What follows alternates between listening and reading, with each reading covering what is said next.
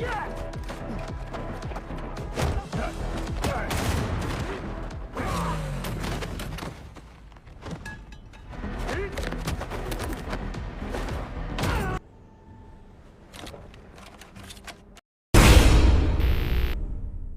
kaum santuy budiman, gimana kabarnya? Jumpa lagi bersama saya di Room 07. Kali ini kita akan membahas sebuah serial film yang berjudul Black Knight yang tayang di Netflix. Tanpa memperpanjang kata mukadimah, langsung aja kita masuk ke ceritanya. Seri ini bercerita tentang semenanjung Korea yang dilanda bencana komet 40 tahun lalu, menyebabkan Korea menjadi tempat yang tidak layak ditinggali dan hanya tersisa 1% saja penghuni yang selamat setelah insiden tersebut. Semua bahan makanan menjadi sangat langka, bahkan oksigen pun sudah menipis sehingga mereka yang tinggal di sana harus memakai masker untuk menghindari polusi udara yang semakin parah. Mereka yang tertinggal diidentifikasikan dengan QR kode, dan yang tidak mendapatkan kode akan dianggap sebagai pengungsi tanpa identitas. Deliveryman menjadi pahlawan pada era pasca kiamat ini. Hanya mereka yang dapat mengantar oksigen bersih pada setiap pengungsian atau distrik yang membutuhkan. Perjalanan sang deliveryman juga tidak mudah, karena selama mengantarkan barang kirimannya sampai tujuan, deliveryman harus melawan pengungsi tanpa identitas yang memberontak menjadi bandit dan ingin merampas apa yang dimiliki olehnya. Deliveryman 58 adalah pengantar barang legendaris yang dianggap sebagai yang terkuat di antara mereka. Ya, karena sepertinya sangat sulit untuk mengucapkan kata deliveryman, oleh karena itu berikutnya kita akan sebut dengan kata seorang kurir. Menjadi kurir adalah impian setiap pengungsi, karena untuk mendapatkan kode QR, menjadi kurir adalah harapan satu-satunya bagi mereka. Di sebuah distrik pengungsi di Gangnam, hiduplah seorang anak yang bernama Yoon Sawol. Dia adalah pengungsi tanpa berkode yang bercita-cita menjadi seorang kurir. Ia terus berlatih bertarung agar terpilih sebagai seorang kurir.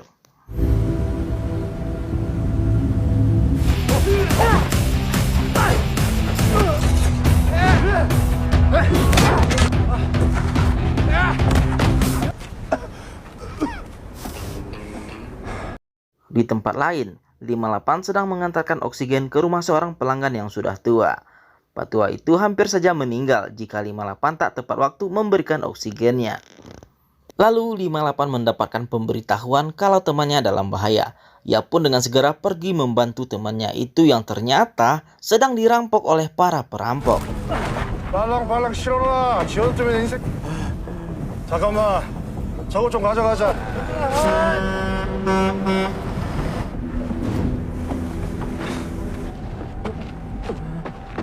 너 오늘 월 쏠 거야?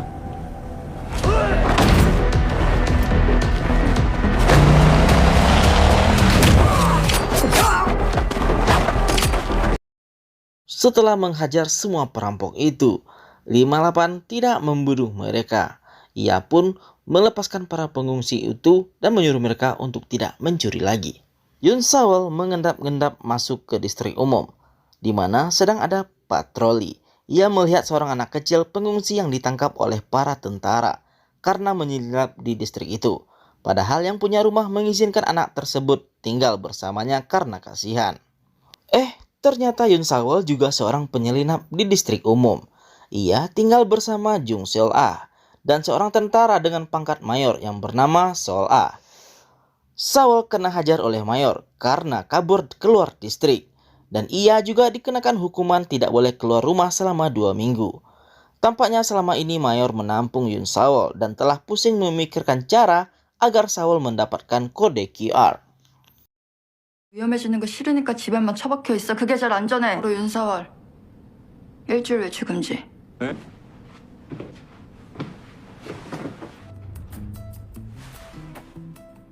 그래? 그럼 보름. Di tempat lain, Black Knight 58 mendapatkan pesan dari anonim untuk bertemu di gerbang 8. Selanjutnya, kita juga diperlihatkan sang ahli waris grup Chongyong yang bernama Ryuso.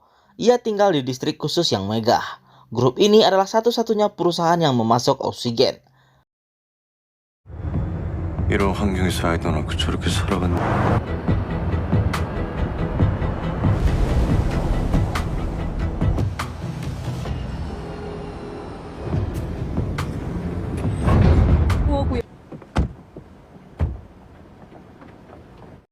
Priso tampak tak senang dengan ayahnya si pemilik grup Chongyong yang selalu mendengarkan perintah dari presiden dalam menjalankan perusahaan. Meski begitu, terlihat mereka sedang merencanakan relokasi distrik dan akan membuat distrik baru yang lebih menguntungkan grup Chongyong. 곧. 하는 게 전혀 도움이 되질 않습니다. 천명이 네 거라고 이유가 뭐냐? Yun Sawol tampaknya tak menghiraukan Mayor. Ia tetap kabur dari distrik umum dan pergi ke pengungsian bertemu bersama teman-temannya dan melakukan hal gila. Sawol dan gengnya hendak mensabotase sebuah truk distribusi, yang ternyata truk itu dibawa oleh Black Knight 58. Begitu berhasil masuk ke truk bukannya takut, ia malah mengajak sang legenda untuk berkelahi. Tak sampai semenit ia pun langsung terlempar keluar. 세상이 망한 애들도 미쳐가는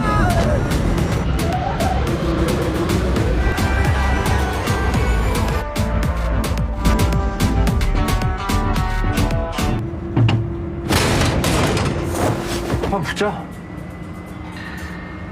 그 전설의 택배 58이냐? 예의가 없구나.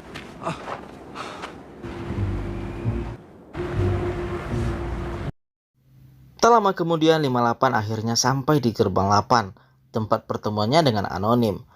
Tepat saat itu, ternyata di kejauhan Mayor Jung Seol-ah sedang melakukan sidak ke distrik A.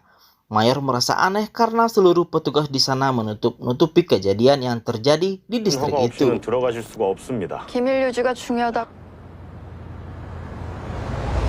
혹시 소령님이 관여하실 일이 아니라는 뜻이죠?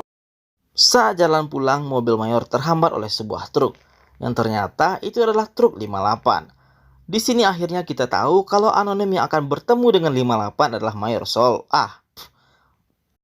Tampaknya mereka sedang menyelidiki gerak-gerik grup Chongyong yang semakin diskriminasi. 방요.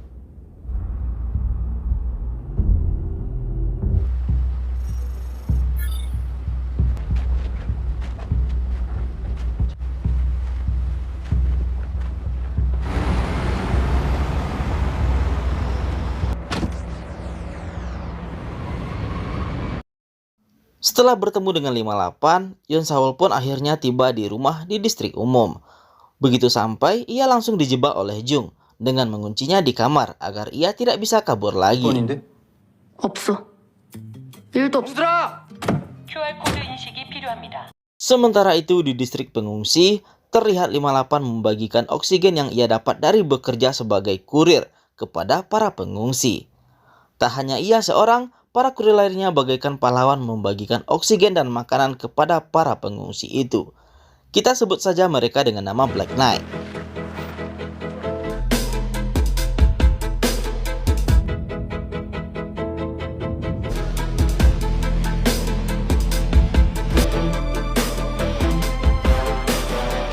Tampaknya 58 juga bekerja sama dengan seorang pengungsi yang ia panggil kakak. Mereka membahas pembangunan distrik baru yang tengah direncanakan oleh grup Chongyong. Esoknya, 58 mendistribusikan oksigen ke distrik umum, tepatnya di rumah Jung dan Yom Sawol. Jung yang ngefans banget sama 58 langsung meminta selfie kepadanya. 5-8? 사진 한 번만 찍어주시면 안 될까요? 뭐야? 내가 젖었냐? 실물이 훨 좋네. 오빠 Tak lama setelah 58 pergi, beberapa orang masuk ke rumah Jung dan langsung menyerangnya. Yun Sawol yang melihat itu lalu berteriak. Para penjahat itu lalu menembaki pintu. Yun Sawol yang berhasil keluar ruangan langsung menyerang para penjahat. Meski berhasil membunuh semua penjahat itu, sialnya Jung tertembak dan berdarah. Selang beberapa detik, sebuah pistol menancap ke kepala Yun Sawol.